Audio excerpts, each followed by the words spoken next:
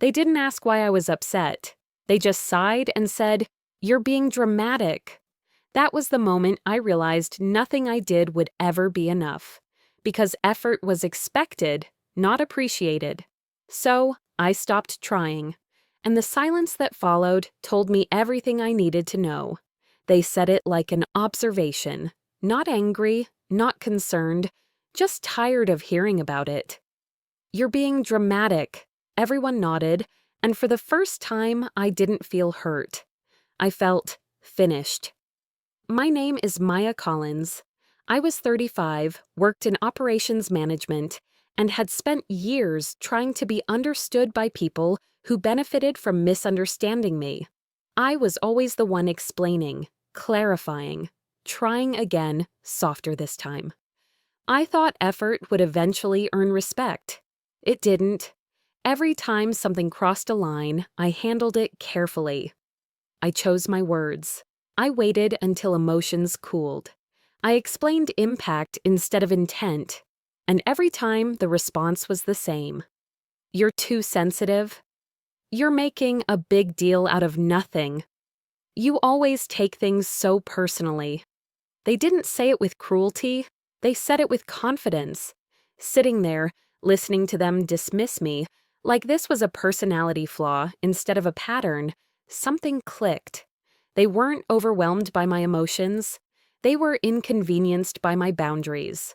I asked one question. What would it look like if I wasn't being dramatic? No one answered, because the answer would have required change. That's when I realized I'd been trying to solve the wrong problem. I kept trying to be clearer. What they wanted was quieter. So I stopped. Not loudly, not to prove a point. I stopped offering context, stopped revisiting conversations, stopped asking if they understood. I let their interpretation stand. The silence was immediate and uncomfortable. They waited for me to keep going, to defend myself, to soften the moment. I didn't. And in that quiet, I finally saw the truth I'd been avoiding. My effort wasn't bringing us closer. It was keeping everything exactly the same. That was the moment I stopped trying. Not because I didn't care, but because caring had turned into labor. And labor was expected, not appreciated. At first, they didn't notice. That was the strangest part. I stopped checking in, stopped following up, stopped asking if everything was okay, and nothing collapsed. They assumed I was busy, or tired, or in a mood. Anything except intentional. Because the idea that I'd chosen to disengage never crossed their minds. The first sign they noticed something was wrong was when I didn't fix it. A misunderstanding came up, the kind I usually smoothed over before it became uncomfortable. I didn't. I watched it sit there, unresolved. And for the first time, I realized how much invisible labor I'd been doing just to keep things calm. My mother was the first to comment. "You've been distant lately," she said. "Is something wrong?" I considered explaining, then I remembered how that always ended. "No," I said. "Nothing's wrong."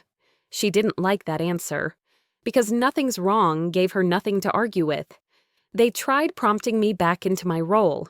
"Well, you're quiet today." "You're awfully calm."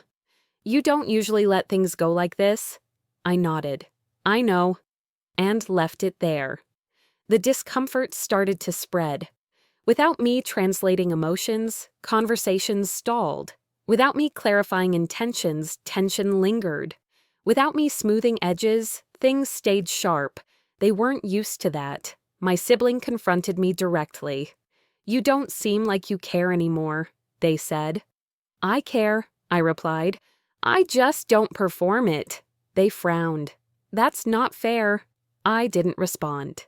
Because fairness had never applied to my effort before. The shift was subtle but undeniable. I wasn't invited to certain conversations. Decisions were made without my input. Updates came late, or not at all. It felt like punishment, but it also felt familiar. They wanted my silence to feel like loss. What they didn't expect was how light it felt. No rehearsing, no emotional bookkeeping, no constant self-checking. Just space. That's when I understood something important. They didn't miss me. They missed the work I did to keep things comfortable. And the moment I stopped trying, the imbalance became visible. They said I was being dramatic. But when I stopped trying, it wasn't drama that followed. It was exposure. Once it was clear I wasn't stepping back in, the tone changed. Not openly, carefully. They stopped assuming I was tired and started assuming I was difficult. Comments were made just loud enough for me to hear. Well, Maya doesn't really engage anymore. She's changed. I don't know what her issue is. They talked around me instead of to me. Because talking to me would have meant acknowledging the shift. They tried to provoke a reaction. Small things at first, a joke at my expense, a dismissive comment about my new attitude, a reminder of how much easier things used to be. I didn't respond, and that silence bothered them more than any argument ever had. The real tension surfaced when something went wrong. A family issue that normally would have landed in my lap. Something emotional, messy, unresolved. They waited. I didn't intervene. For the first time, they had to sit with discomfort instead of handing it to me. My mother finally snapped. "You used to care about this family," she said. I looked at her calmly. "I still do. I just stopped sacrificing myself to prove it." She shook her head. "You're punishing us." "No," I replied. "I'm opting out." That distinction mattered.